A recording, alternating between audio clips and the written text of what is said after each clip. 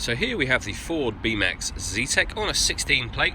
I'm going to start off by showing you around the outside of the car, and then we'll hop in and run through some controls on the inside. But from the outside you can see it's a 5-door car with alloy wheels. Let's start off inside the boot and then work our way around the rest of the car from there. So as we approach the boot, you can see we have reversing sensors, plenty of boot space as well, along with that 60/40 split folding rear seat. And then this tray section will remove or just lift up, and you can see that you get extra space underneath that. Okay, so we're just going to work our way back round to the front of the car. You can see that I've opened the side doors here. That is to show you the space that you've got to get into this car. You'll notice there's no B pillar, so stacks of space to get both in the front and rear of this car. Now that we've done a full circle of it, you can see it's in excellent condition the whole way round. Just briefly before we climb in, I think it's well worth seeing the interior from this exterior point of view. There's plenty to run through on the dashboard, so let's hop in and we'll do that right now. Okay, so now that we're inside the car, we're going to start with the dials. On the left-hand side, we have the rev counter, and on the right-hand side, the speedometer.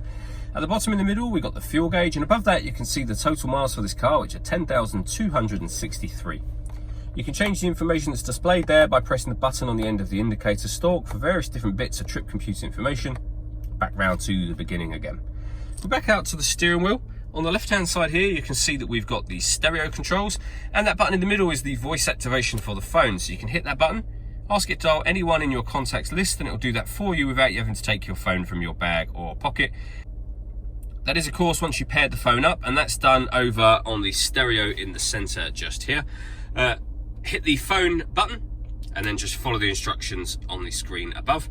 When it comes to music in this car, we have FM radio, as you can see. This car's also got AM and DAB as well. So plenty of ways to listen to your music, including, of course, the CD player. This car's also got auxiliary and USB inputs as well. They are accessed by pressing this button just here.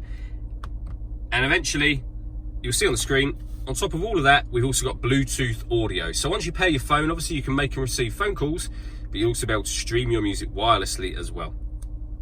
Working our way down, we have the air conditioning. So fan speed, temperature, direction of the air, and then when you're happy with those settings, that button turns the air conditioning off in this case, or back on again.